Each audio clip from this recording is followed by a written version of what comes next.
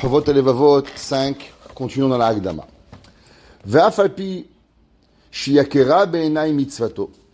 Même que ce concept de qu'on parlait de la Avat Hashem, de la Yirat Shamayim, du Sha'ara Yichud, raïti she'ichnisani be'inyan shelo haya retzon nikanes bo. Sha'ara Yichud, on va voir qu'on va pas l'étudier, mais si on retient un peu la Hagdama, beaucoup de personnes n'étaient pas très emballées de parler de ce sujet, d'arriver à la Emouna. Ça veut dire, est-ce que la Emouna, c'est quelque chose qui doit se débattre philosophiquement, ou la Emouna, c'est quelque chose qui doit exister avec mimout et simplicité? Le Rabbi Ben Tibon, il dit que dans le Sha'ara Yichud, il va arriver avec du sechel, de la logique au Sha'ara Yichud, mais lui, il ne voulait pas rentrer dedans. Il dit, ce débat philosophique dans le Sha'ara Yichud, j'ai pas envie de rentrer avec ça. Ubechol et haïti nishma mimenu. Et à chaque fois que ce sujet y venait, j'ai pas envie de rentrer. Pourquoi? Parce que même le Rabbi Bechaye, à la fin de Sha'ara Yichud, il dit que l'homme, s'il arrive à la compréhension de Dieu avec son sechel, à la fin, avec le même sechel, il peut le détruire. Et c'est dangereux d'arriver à la connaissance de Dieu par le sechel. Il faut arriver à la connaissance de Dieu avec quoi? La emuna pshuta. Vekama pamim pisu tiktzadin divim uavenu mechachma mekomot haele leaktik lahem ketzad michibure hageonim. Et plein des gens, ils ont essayé de me soudoyer. C'est un gros mot, mais ça veut dire d'essayer de me laisser que je leur explique ce sujet-là. Asher bishon arabe lashon hakodesh, et même de traduire souvent certains textes de l'arabe à l'hébreu. Velo nitpayasti lahem mipnei kama panim shetzarich haadam lizaer bahem be'inyan hazeh. Et il dit pourquoi? Parce que ce sujet, l'homme ne doit pas en rentrer. Il est dangereux à l'homme de rentrer dans le sujet de la compréhension de Dieu dans le sechel. L'homme, il doit arriver à la compréhension de Dieu avec la tlimut. Le Rambam, il écrit et dit que depuis le moment où Akadosh Baruch Hu a dit Anochi Hashem Elokecha Asher Hotzeticha Meretz Mitzrayim, il a donné à l'homme la Emouna, et l'homme c'est fini, il croit à Akadosh Baruch Hu. Il n'y a pas besoin d'arriver. Beaucoup de personnes, il faut savoir, à travers le temps, beaucoup de yeshivot, beaucoup d'endroits d'études, où ils ont voulu travailler le Sha'ara Yichud, travailler la connaissance de Dieu avec l'intelligence, ils ont fini à Pikorsim. À Strasbourg, il y a un là-bas, il a fait une yeshiva, et il a travaillé tous ces sujets-là, les Rambam, et tous ces sujets. À la fin, il a fabriqué quoi? Des gens qui étudiaient sans kippa. Pourquoi? Parce que là, à Pikorsout, elle arrive. C'est des sujets hyper sensibles. Pas tout le monde est capable d'arriver. Vani mesaper miktatam, veomer, ki kol asher raiti min asfarim, asher heitiku min ashon ha'arab lashon ha'ivrit, lo nimlat mehem echad, shelo ishchitu amatikim hodo. Et dit tous ceux qui ont fait ça, malheureusement, ils ont tout détruit. Veshinu et inyanav. Et ils ont changé le sujet. Veifsidu et hamav. Parce que pour arriver à comprendre ce que les Géonim il dit, dès que tu traduis, ça marche plus. La traduction, tu perds le yesod. Et qu'est-ce qui arrive? Bang! Tu sors un mot ou un de mes mots, ça arrive. C'est dangereux. C'est marqué dans les Mefarshim. C'est marqué que la Torah a même un coin de lettre. On ne peut pas changer. Pourquoi? Il dit parce que regarde, c'est marqué Shema Yisrael Hashem Elokeinu Hashem Echad. Quelle différence entre le Dalet et le Resh? Seulement un carré. Si on enlève juste le carré du Echad, on arrive à quoi? Acher, Barminan. La Torah, juste avec un petit point, qu'est-ce qui arrive? On peut tout changer le sens de la Torah. Ça c'est juste là, c'est une image. Kaviachol, dans la traduction de sujets importants, si tu fais pas une traduction exacte, eh ben on peut arriver à trouver la pikorsout. C'est dangereux. Veshinu et nianav vaevsedazé ou mishloshet panim. Et la perte, elle est dans trois sujets. Aechad, mipnei shiesh baem shenam bekiim. À cause qu'il y en a qui sont pas professionnels. Vetzachim bilshona ivrit. Et ils peuvent pas couler dans la langue hébraïque. Asheyatikum imenu. Il dit parce que déjà ils vont traduire, c'est pas de traduction, c'est d'explication, et ils vont pas comprendre le sens, et automatiquement ils vont dire n'importe quoi. Hasheni, sheim ayu bekiim vetzachim belashon aravit. Et s'ils étaient professionnels et ils connaissaient la langue arabe, shema lo ayu bekiim belashon ivrit, asher matikem elea. Il y en a qui savaient pas trop parler l'arabe, donc c'est pas une bonne traduction. Il y en a qui comprennent bien l'arabe, mais ils comprennent pas bien l'hébreu. Et alors la traduction de l'arabe à l'hébreu, ou il comprend mal l'arabe, ou il comprend pas l'hébreu. Et donc tu as deux problèmes, ou l'arabe ou l'hébreu, ou bien ce qu'il a compris, ou bien ce qu'il te transmet. Et un troisième, et même s'il est un bon traducteur, et il a une bonne compréhension des deux langues, peut-être qu'il ne va pas comprendre la profondeur de l'écrivain, et il va arriver à des mauvaises conclusions. Et beaucoup de gens, ils traduisent par rapport à leur compréhension. Et il y a des gens, une fois tu dis un mot, et tu vois qu'il y a deux personnes qui peuvent comprendre différemment. Pourquoi ? Parce que dès que tu traduis, la traduction c'est une trahison. En français ils disent, traduire est égal à trahir. Pourquoi ? Parce que tu perds la neshama de la chose. Shelo kedat amechaber. Ve'efshar, shiatik, mi shitkabtsu comme taelobo. Et peut-être qu'ils vont traduire des gens qui n'ont pas d'arabe, ils n'ont pas d'hébreu, ils n'ont pas de compréhension, et tu te retrouves avec trois problèmes.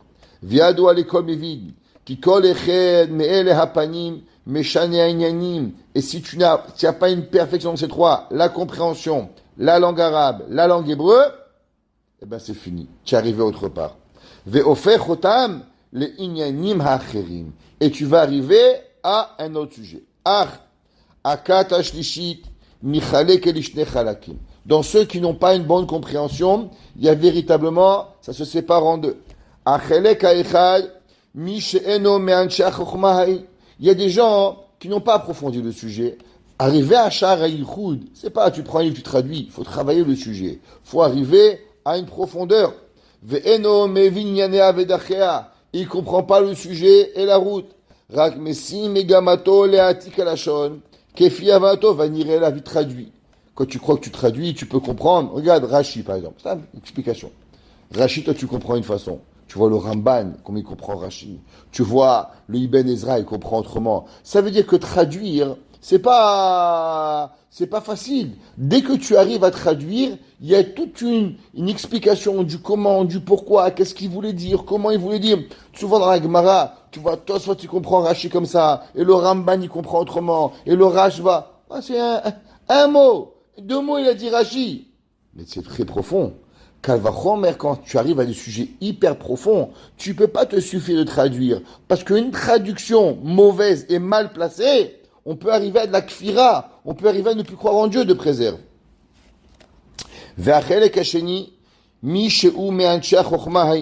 Et même les gens qui ont compris ça. Et ils sont arrivés au Mevin Daoudachia.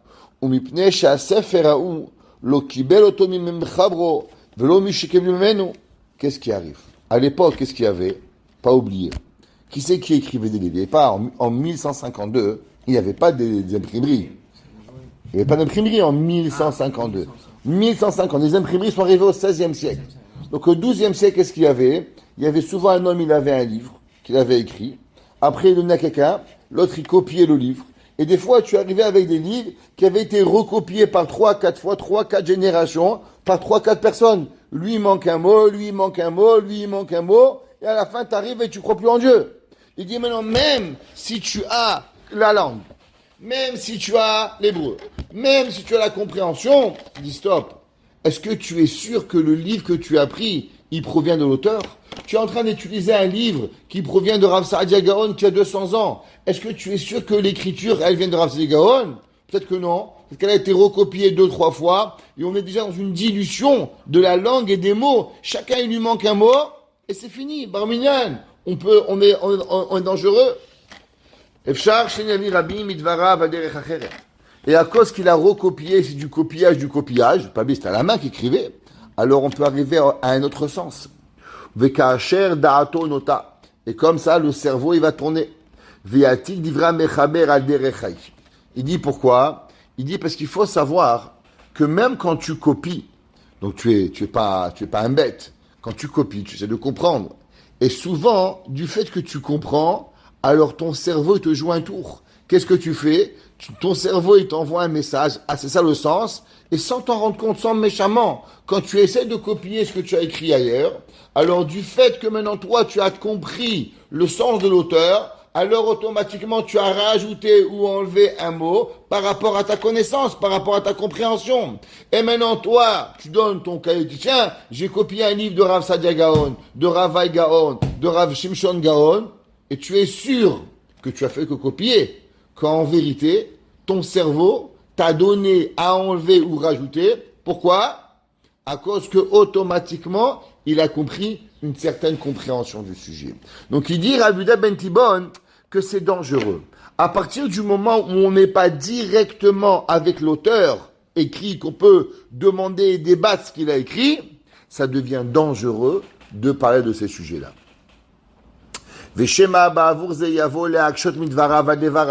Alors après tu pourras contredire l'auteur.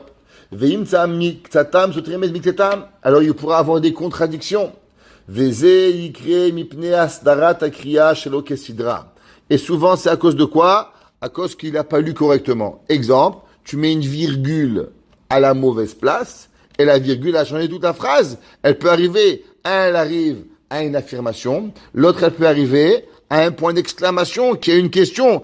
Un, il a voulu dire c'est comme ça, et l'autre a voulu dire est-ce que c'est comme ça? Ça te change totalement la différence. Et juste la ponctuation et la lecture, elle est mauvaise. Comme on dit toujours en hébreu, Kriya Tova Chatzi Havana.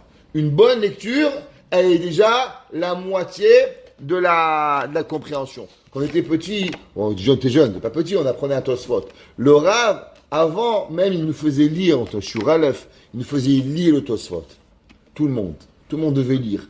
Ponctuer, question, preuve. Pourquoi? Parce que souvent, notre compréhension a été par rapport à notre lecture. Et quand on n'avait pas une bonne lecture, alors on ne pouvait pas comprendre les mots, on ne pouvait pas comprendre le chidouche. Où mettre le point?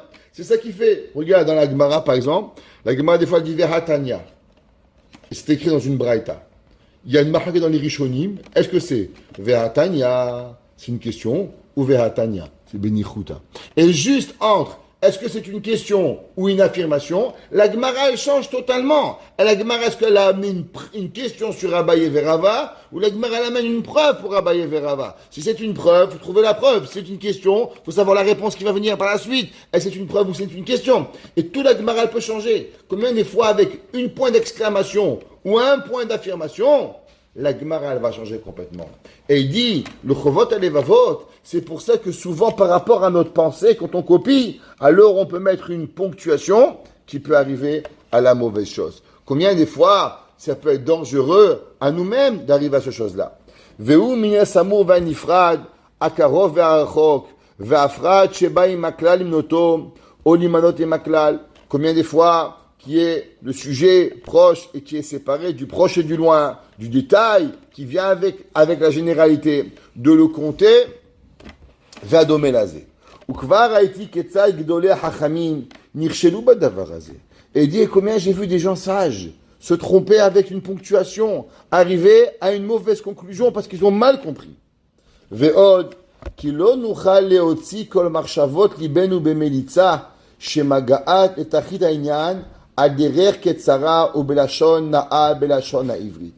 Et il dit à part ça, véritablement, la langue hébreu, ils n'avaient pas une connaissance, malgré que Rabbi Yehuda ben Tibon était très fort, mais une des raisons, par exemple, pourquoi le Rambam, il a été louangé, que le Rambam de son écrit, dans le Mishneh Torah et le Rambam, c'est marqué Lishono Hazaav. Tous les Rishonim, ils ont accepté une chose qui était connue, que le Rambam, il avait une diction et une forme d'écriture qui était extraordinaire. Et le Rambam savait dire en un mot plusieurs choses. Qu'on voit dans la Gemara, il y a eu historiquement quelques personnes qui avaient un hébreu parfait. Rabbi Yehuda Hanassi, en un mot, il pouvait apprendre 10 halachot. Le Rambam, il a pu apprendre.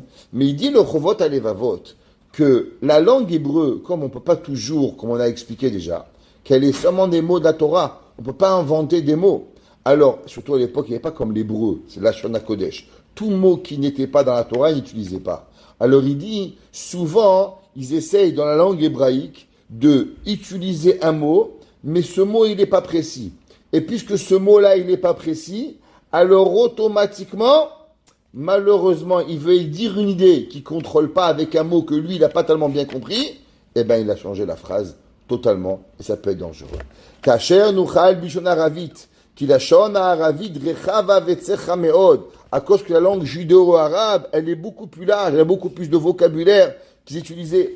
Umezumenet liodea, et elle est ouverte à ceux qui la connaissent. Bechol inyan kechevtsa bechidvavam. On voit que la Gemara, elle aussi, la Gemara, elle a utilisé l'araméen pour écrire le Talmud beaucoup plus que quoi? Que le Lashon HaKodesh. Pourquoi? Parce que pour pouvoir expliquer, souvent, l'araméen ou l'arabe, elle avait plus de mots que la Torah. C'est comme du concentré. Et comme c'est du concentré, alors souvent, c'est difficile avec un mot de pouvoir faire de longues phrases pour expliquer. Alors quand c'est la Torah, texte beaucoup dit l'otin af, ne sois pas, n'en vis pas, ne fais pas tel avera, l'otéaro, l'autre, c'est pas grave, ça marche, c'est une code. Mais quand tu veux expliquer un concept, c'est plus difficile.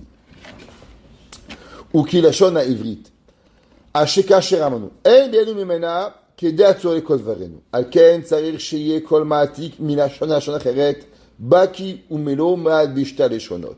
Et il dit, c'est pour ça qu'il est très important d'avoir cette connaissance énorme des deux langues pour arriver à comprendre Bechol inyane digdukiem, dans toute sa forme de la grammaire. Ve inyane mine chercheem, et aller à la base. Ve ishtanut inyanehen efimikomen, et changer le sujet par rapport à leur endroit.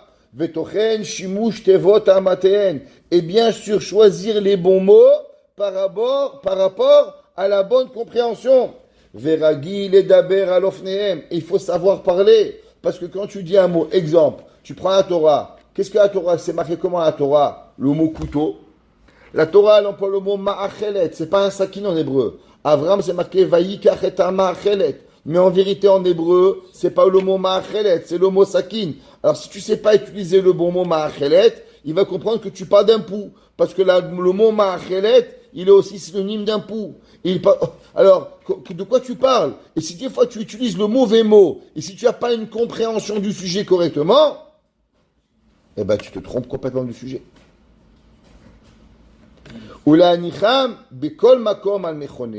Et utiliser la bonne place au bon moment. Exemple, on a pris le couteau. Pourquoi la Torah a dit que ça s'appelle Ma'achet et pas Sakin?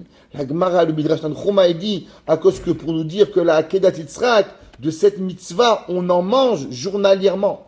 Shemimena ochlim mideshana beshana. Or la Torah, elle a changé du mot sakin, elle a employé le mot quoi? Le mot ma'achelet. Ish le mishpechotav le betavotav. Et dans la langue hébreu, il y avait aussi énormément de façons de parler. Il y avait certaines familles, par exemple, c'est les séfarades, les ashkenazim, ils n'utilisaient pas les mêmes mots. Malgré que les séfarades avaient une beaucoup plus grande connaissance de la langue hébraïque que de la langue ashkénaze. Déjà, on voit du yiddish qui a été créé au XIIe siècle, malgré qu'en vérité, le yiddish il s'est créé seulement au XVIe siècle. La véritable yiddish qui a pris une forme, c'est seulement au XVIe siècle. En 1535, on voit apparaître le yiddish qui va grandir, mais il en reste que dans les pays ashkénazes, ils ne parlaient pas autant l'hébreu, comme on a vu déjà, donc ils n'avaient pas cette connaissance. Il y avait les séfaradim étaient très connus de temps poétique, le Ibn Ezra, Rashi était spécial, mais sinon les ashkenazim n'avaient pas cette connaissance hébraïque comme il y avait. Et malgré ça, il dit que quoi? Malgré ça, il dit que la langue hébraïque, elle était utilisée différemment par rapport à chaque pays et par rapport à chaque famille. Kikam amilot yesh b'leshon arabe. Et il dit, à part ça, même dans la langue arabe, il y a beaucoup de mots qui sont utilisés en vérité pour une raison et pour une façon. Et cet mot-là, il peut changer par rapport à différents pays. Donc souvent le traducteur, il va prendre le mot et il va le traduire dans un autre vocabulaire qu'en vérité lui-même va se tromper. La traduction est excessivement dangereuse pour pouvoir y arriver. שכל אחד מהן מתחלק לכמה, יורה עליהם מקומם, או חילוף תיבות, et souvent il dépend de la place, ou du changement des mots, שימושן ou שונות בעניין, כמו מילת פקד אצלנו, c'est quoi le mot pakad? Vachem, pakad et tzara. C'est quoi pakad? Ça peut dire compter, ça peut dire faire avoir un enfant, ça peut vouloir tomber enceinte. Le mot pakad, il est utilisé dans la Torah de plusieurs sortes. Ouais, Vachem, pakad et tzara. Ou bien, pakod, yifkod, elokim. Ça veut dire quoi pakod? Pakod, ça veut dire libérer. Ou pakod veut dire compter. Alors il y a trois mots, 3 fois Torah, utilise le mot pakad pour te dire 3 choses différentes.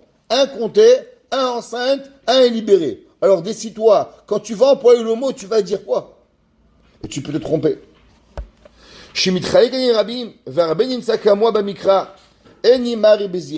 je te donne un exemple, comment, mais l'homme, il peut se tromper. Et avec tout ça, il faut avoir la connaissance du sujet pour pouvoir utiliser le mot. Parce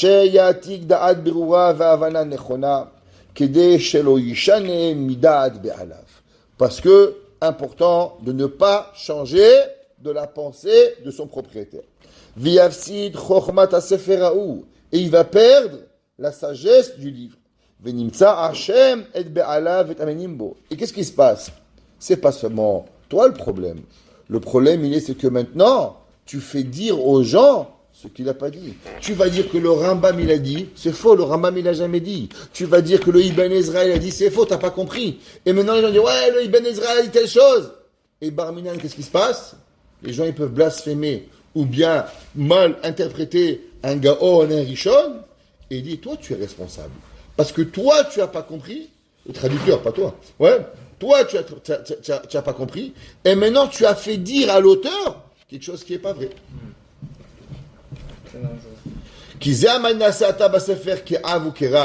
Et maintenant, le traducteur, il est devenu dans le livre comme un père et comme un maître. S'il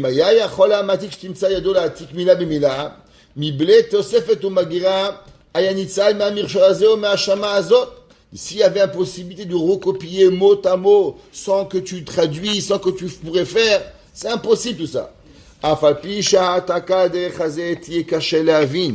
il dit même que ça aurait été chaque mot traduire, alors c'est impossible, c'est très difficile.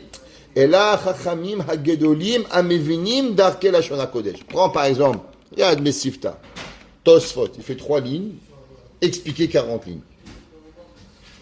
Les Rishonim, ils avaient cette force, avec un mot, de poser une question.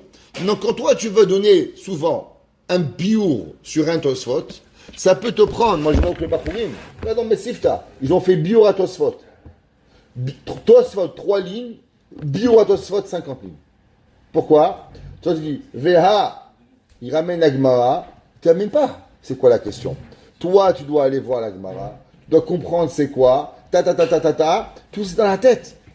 Et maintenant, en vérité, quand tu vas même en hébreu, pour expliquer ce que toi tu veux, ça te prend 15-30 lignes. Alors quand tu arrives à une traduction, tu ne peux pas dire « il est écrit dans Baba Kama » et quoi? Et c'est quoi la question? Tu ne peux pas arriver. Tu vas faire un shiur, Baba Kama 32, Sotal 17, et alors on ne comprend pas ce que tu veux. Ça ne marche pas. Il faut expliquer. Et l'explication, déjà, elle est une interprétation. Velashon lo arev ou mekabekokar. Et puis ça devient difficile à comprendre, alors on n'y arrive pas. Et il dit c'est pour ça que le copieur, le traducteur doit faire excessivement attention. Et si tu sais que tu as cette capacité, c'est une des raisons par exemple que il y a eu 2 fois dans l'histoire, on va dire dans le XXe siècle, qu'on a essayé de traduire le Talmud. Il y avait Steinsaltz, qui s'est fait déchirer la tête, s'est fait mettre en chérem, et il y avait Art-Scroll. La question, elle est comment ça se fait que Art-Scroll n'a pas été mis en chérem? Pourtant, Steinsaltz l'a mis en chérem. Une des raisons, c'est que Steinsaltz, il a traduit le chasse tout seul. Et beaucoup de Chachamim avaient peur que dans la traduction de Steinsaltz, il a donné sa traduction. Et donc, automatiquement, les gens, ils allaient associer l'interprétation du Steinsaltz dans le Talmud. Vous voyez que c'est un homme géant, Steinsaltz. Je ne suis pas en train de critiquer Steinsaltz, je préserve. Mais il n'en restait qu'une personne. Dans le Hard-Scroll, ce qu'ils ont fait, c'est qu'ils n'ont jamais laissé plus qu'une personne traduire 3 pages en même temps. Pour que tu n'as pas un style d'auteur. Pour que, toujours, il reste sous forme de questions, de façon à ce que la Gemara, elle va toujours rester la plus proche du texte. Plus il y a un auteur qui écrit beaucoup, et plus il forme un style. Et plus il va réduire chez Hard-Scroll, ils ont essayé de faire la traduction de mots ou de phrases plutôt que la traduction de texte. Quand tu traduis un mot, alors tu restes beaucoup plus proche du texte que quand tu traduis un texte. Quand tu traduis un texte, tu interprètes. Et quand tu interprètes, donc tu donnes ton point de vue. Exact. Et lui, il a pris un texte, il a traduit tout le texte. Et alors, automatiquement, Rabbi a eu peur. Ça, c'est plus le Talmud. C'est l'expression de Steinsaltz, mais c'est pas le Talmud. Et comme lui, il a dit le Talmud de Steinsaltz, ils avaient eu peur. C'est une des raisons. OK? Pour comprendre la différence. C'est tout ce qu'il explique ici, le Rabbi Yehuda ben Tibon. Rabbi Yehuda ben Tibon, il dit qu'il faut qu'on fasse attention. Par exemple, dans beaucoup de livres, quand on traduit, même quand on fait un cours, il ne faut jamais dire ça, c'est ce qu'a écrit le Ohr HaChaim. Non, c'est ce que je pense que le Ohr HaChaim dit. Parce que n'oublie jamais que c'est ton interprétation. Dans le Ramban, dans le Ohr HaChaim, le Ramban lui-même, il écrit dans sa préface du livre, il dit fais très attention de ne jamais croire que tu m'as compris. Parce que tu ne pourras pas me comprendre. Parce que c'est tellement profond ce que j'écris, comme le Ramban il écrit lui-même, dans la préface du Chumash Bereshit, il dit fais excessivement attention de ne jamais prétendre que quand tu parles, que c'est moi qui parle. Pourquoi? Parce que tu ne vas que profaner le nom d'Akadosh Baruch Hu. Dis seulement que tu traduis et essaye de prendre de la morale de ce que tu as compris. Mais en aucun cas, il dit le Ramban, dis ce que tu veux en pensant que c'est moi qui l'ai dit. On raconte pour du Khatam Sofer qu'il y avait un élève un jour, il a dit Rabbi, je vais vous demander Mechila. Il a dit pourquoi? Il a dit parce que j'ai dit un Dvar Torah et j'ai dit votre Dvar Torah et je n'ai pas dit que c'est de vous. Il dit Khatam Sofer, tant que tu dis mon Dvar Torah en ton nom, ça ne me dérange pas. Tout est aussi longtemps que tu ne dis pas ton Dvar Torah en mon nom. Ça veut dire, si tu dis mon Dvar Torah en ton nom, ça passe. Mais si tu dis des bêtises de toi et tu dis que c'est les miennes, ça fait plus peur. Pourquoi? Parce qu'automatiquement, on ne peut pas. Khatam Sofer raconte une histoire. Il dit qu'il y avait un jour un homme, il arrive, Rabbi, votre fils, il a volé un Sefer Torah. Il dit, mon fils, qu'est-ce qu'il fait avec un Sefer Torah, mon fils? Il va dire, qu'est-ce qui s'est passé? Il dit, Rabbi, votre fils, il a volé un Chumash. Le troisième dit, Rabbi, qu'est-ce qui se passe? Il dit, votre fils, il a volé un Dvar Torah, il n'a pas dit de l'auteur il était. 2, voler un Dvar Torah, il a volé un Chumash. Du voler le Chumash, il avait volé le Sefer Torah. Qu'est-ce qui s'est passé? C'est la traduction des choses qui se passent, alors automatiquement elle arrive. La Gemara raconte plusieurs histoires que des gens, quand ils parlaient, la Gemara ne comprenait pas. Les Chachamim ne comprenaient pas. Pourquoi? Parce qu'ils utilisaient des mots de la Gemara, de la Torah, et qui étaient donnés à l'interprétation, et que malheureusement, ils n'arrivaient pas à comprendre. La Gemara dit par exemple, Peloni Kavani. Ils ne comprenaient pas ce que ça veut dire Peloni Kavani. C'est qu'il a compris que Kavani, ça veut dire qu'il avait volé. Quand un, il pensait qu'il voulait dire qu'il avait volé, quand l'autre, il pensait qu'il avait violé. Et la Gemara dit qu'il ne comprenait pas ce qu'il lui voulait. Pourquoi? Parce que souvent, on utilise des mots d'un pasouk par rapport à un sujet, quand l'autre, il a une autre explication par rapport à ce sujet. Parce qu'il y a des synonymes. Et il faut savoir les interpréter. Et donc, quand tu utilises un verset, tu utilises des sujets très importants, il dit, le Rabbi Yehuda ben Tibon, fais très attention. Parce que tu interprètes et tu n'es pas sûr d'arriver en vérité à la vérité. Combien il faut avoir de anava pour pouvoir arriver? C'est pour ça que dans la Gemara, la Torah, c'est incroyable. On a un livre de Torah qui est magnifique. C'est extraordinaire. On est la seule langue au monde, on est le seul peuple au monde que nous n'avons qu'une version. Le Coran, il y a 200 versions, je pense. Dans le Nouveau Testament, je pense qu'il y a une centaine de versions, à savoir à travers les pays, c'est quoi la vraie version. On est le seul peuple, on a une Torah, une version. Bereshit et Nekol Israël. Il n'y a pas de différence. C'est Farad, Ashkenaz, polonais, japonais, chinois, il n'y a qu'une version. On est arrivé à passer un Sefer Torah, un livre, à travers des millénaires, sans véritablement avoir quoi? Deux versions. Prenons les Chidushim du Ramban, prenons Rashi, c'est incroyable. À part quelques variantes de quelques mots, 1000 ans, on est arrivé à une perfection incroyable. Et c'est pas parfait, il manque encore. Mais la Torah, incroyable. La Torah, il n'y a pas un mot qui change dans la Torah, à part une lettre. On les Séfarades et les Ashkenaz. Une lettre. Petsoua Daka. Est-ce que c'est avec un Aleph ou un He, c'est Machakat le Mechaber et le Rama, mais sinon, toute la Torah, Sefer Torah, ils sont égaux. Des milliers d'années, et on a une perfection. C'est un des miracles de la véracité de HaKadosh Baruch Hu de la Torah. Et c'est pour ça qu'au Beth Amikdash qu'on avait un Sefer Torah qui est dans le Kodesh HaKodashim, que Moshe Rabbeinu il avait écrit, et que à chaque fois qu'on avait un problème, on allait, on le prenait et on corrigeait pour s'assurer qu'on avait les bons mots. Ça veut dire que HaKadosh Baruch Hu, il avait bien sûr prévu ce danger, il avait déjà créé un système de la perfection de l'accouplage. Incroyable. Mais quand même, après 3000 ans, qu'on n'a qu'une lettre, c'est magnifique. Baruch Hanai Olam, Amen.